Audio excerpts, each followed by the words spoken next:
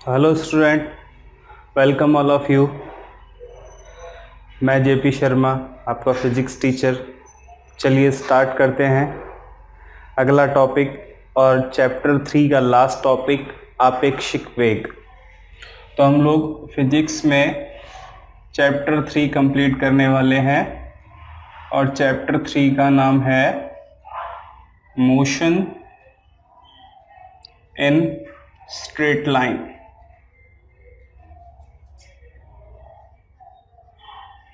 या इसको हिंदी में बोलेंगे तो सरल रेखा में गति।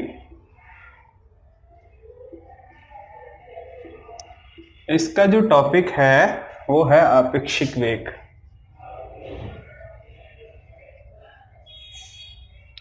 आपेक्षिक वेग क्या होता है, पहली बात तो ये। तो चलिए एक उदाहरण से समझते हैं कि आपेक्षिक वेग होता क्या है। तो हमने देखा कि एक कार है और ये कार एक दूसरी कार का पीछा कर रही है। मान लिया ये वाली कार है ए और ये वाली कार है बी। ये वाली जो पीछे वाली कार है ये 10 मीटर पर सेकंड चलती है। इसका वेग कितना है? 10 मीटर पर सेकंड। ये वाली कार 5 मीटर पर सेकंड चलती है, या ऐसा ले लेते हैं कि 7 मीटर पर सेकंड से चलती है। चाल और वेग क्या होता है? किसी भी गतिशील वस्तु द्वारा 1 सेकंड में तय की गई दूरी या विस्थापन को हम चाल या वेग कहते हैं। तो ये 1 सेकंड में 10 मीटर चलती है और ये 1 सेकंड में 7 मीटर चलती है। तो इसकी चाल 10 मीटर पर सेकंड और इसकी चाल 7 मीटर पर सेकंड हम लेते हैं। अब 1 सेकंड बाद क्या सिचुएशन होगी? 1 सेकंड बाद ये 10 मीटर चल के यहाँ आ जाएगी, लेकिन उसी 1 सेकंड में ये भी तो 7 मीटर आगे चले जाएगी।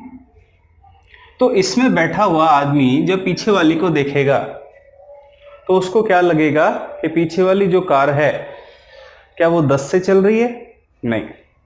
क्यों? क्योंकि 7 से तो ये खुद भी चल रहा है। तो उसको पीछे वाली कार का चाल या पीछे वाली कार का वेग कितना नजर आएगा? ओनली 3। क्यों? क्योंकि 1 सेकंड में ये 7 चला और ये 10 चला। तो कितना इनके बीच में 1 सेकंड में इनके बीच में गैप कितना कम हुआ? तो हमने बोला इनके बीच में गैप कम हुआ है 3 मीटर पर सेकंड। 1 सेकंड में कितना गैप कम हो रहा है? 3 मीटर पर सेकंड। अगर बाहर से कोई आदमी दोनों कार को देखता है तो उसे इसका वेग 10 और इसका वेग 7 मीटर पर सेकंड दिखाई देता है। लेकिन किसी भी एक कार में बैठा हुआ व्यक्ति जब दूसरी को देखता है तो उसे उसका वेग ना तो 7 दिखाई देगा ना 10 दिखाई देगा। उसे दिखाई देगा कि 1 सेकंड में हम दोनों के बीच का गैप 3 मीटर कम हो गया है, तो 3 मीटर पर सेकंड उसको दिखाई देगा। तो जब दो वस्तुएं एक साथ एक दूसरे के सापेक्ष गति करती हैं तो किसी एक गतिशील वस्तु से किसी दूसरी वस्तु का वेग जो देखा जाता है उसे ही हम क्या बोलते हैं? आपेक्षिक वेग। तो अब आपेक्षिक वेग की परिभाषा लिख लेते हैं। जब दो वस्तुएं एक साथ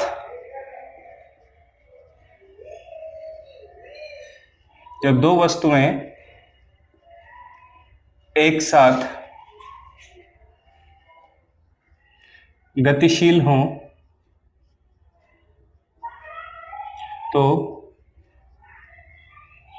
किसी एक वस्तु का वेग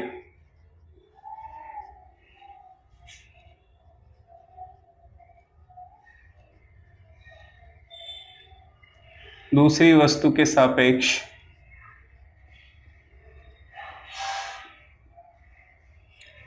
आपेक्षिक वेग कहलाता है। आपेक्षिक वेग कहलाता है। दो वस्तुएं एक साथ गतिशील होंगी तभी आपेक्षिक वेग हम ज्ञात करते हैं।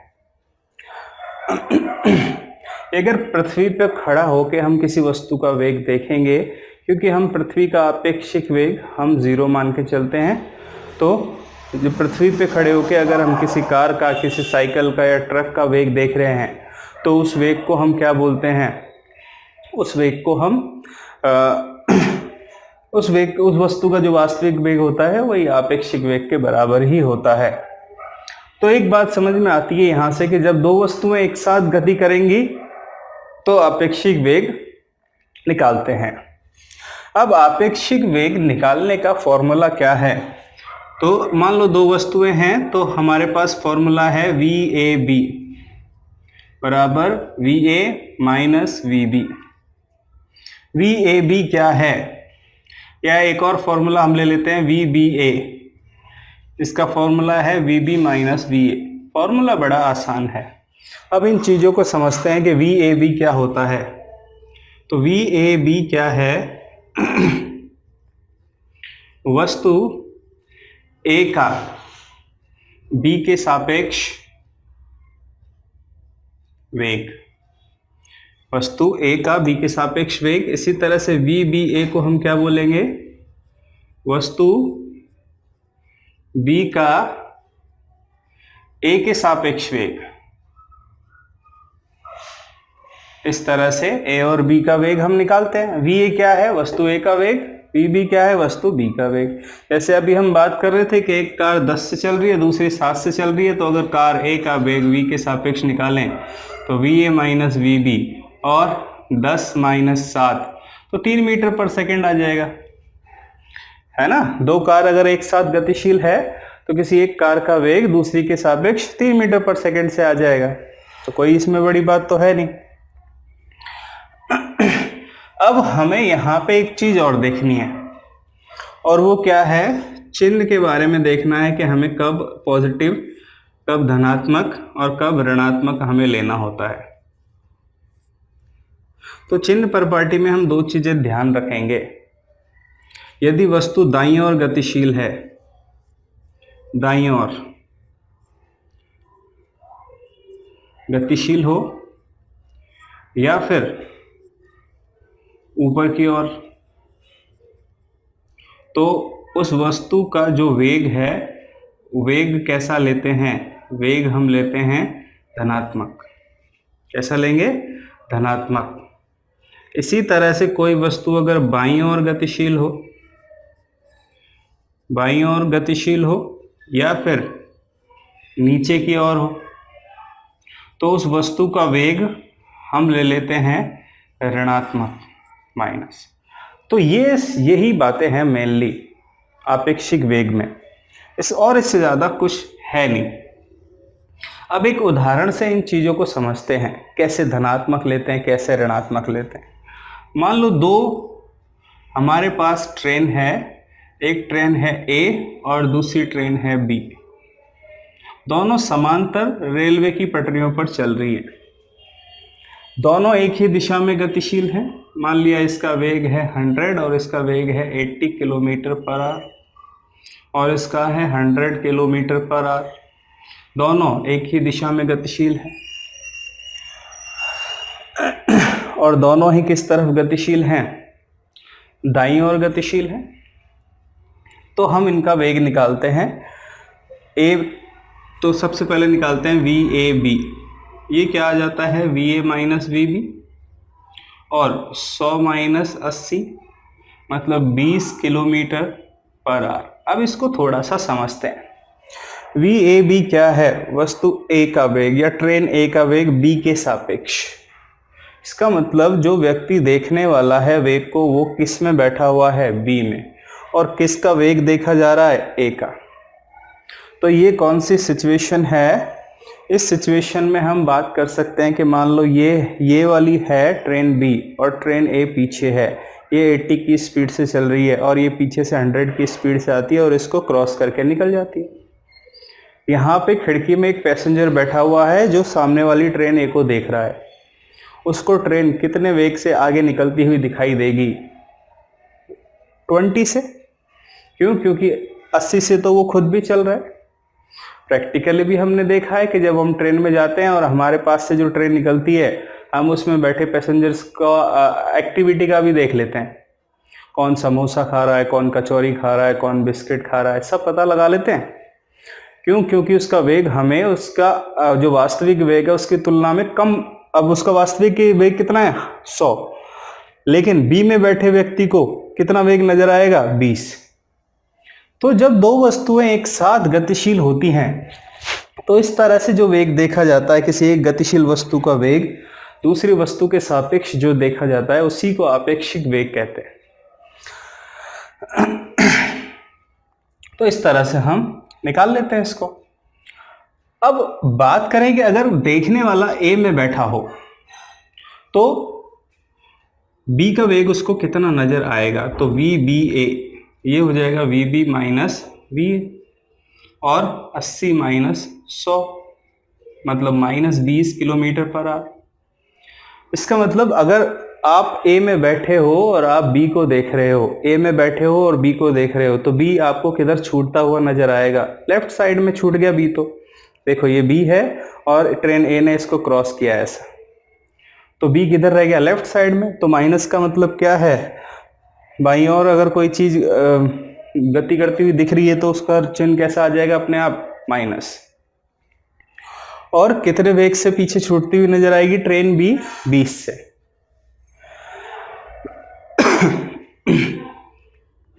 अब इसी तरह अगर हम बात करेंगे, ये जो दोनों ट्रेनें हैं ये एक दूसरे की ओर आ रही हैं।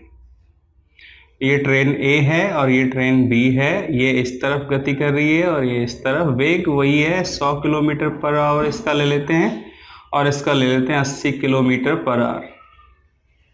एक दूसरे की तरफ गति कर रहे हैं।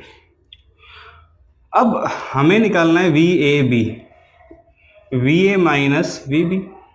लेकिन जब आप मान रखेंगे तो आप इन चिन्हों का ध्यान रखेंगे। चिन्हों का ध्यान क्या रखना है, जो ट्रेन दाईं ओर गति कर रही है उसका वेग पॉजिटिव लेंगे, और जो ट्रेन बाईं ओर गति कर रही है उसका चिन्ह नेगेटिव लेंगे। यहाँ पे क्यों नहीं लिया, यहाँ पे इसलिए नहीं लिया कि दोनों ही किस तरफ गति कर रही थी, दाईं ओर। तो वी ए और वी बी के मान जब रखे तो हमने दोनों के मान कैसे रखे, धनात्मक, दोनों ही स्थितियों में। क्यों, क्योंकि ट्रेन अगर दाईं ओर गतिशील है तो धनात्मक, और बाईं ओर गतिशील है तो ऋणात्मक लेना। अब यहाँ देखते हैं वी ए एक इस तरफ गतिशील है दाईं ओर, तो इसका हम ले लेते हैं 100। फिर ये माइनस चिन्ह आएगा, फॉर्मूले का माइनस चिन्ह है ये वाला। फिर वी बी 80 से गतिशील है लेकिन बाईं ओर है, तो इसको 80 की बजाय क्या लेंगे, माइनस 80, और ये वेग आएगा 180 किलोमीटर पर आवर। तो आपने ये भी अनुभव किया होगा कि जब दो ट्रेनें एक दूसरे को क्रॉस करती हैं विपरीत दिशा से, तो फिर हमें कुछ समझ में नहीं आता, ऐसा सट सट सट सट आवाज करके निकल जाती हैं। हम कोशिश तो बहुत करते हैं देखने की कि सामने वाली ट्रेन में कुछ दिख जाए, लेकिन कुछ दिखता नहीं है। क्यों, क्योंकि उसका वेग कितना हो जाता है, बहुत ज़्यादा।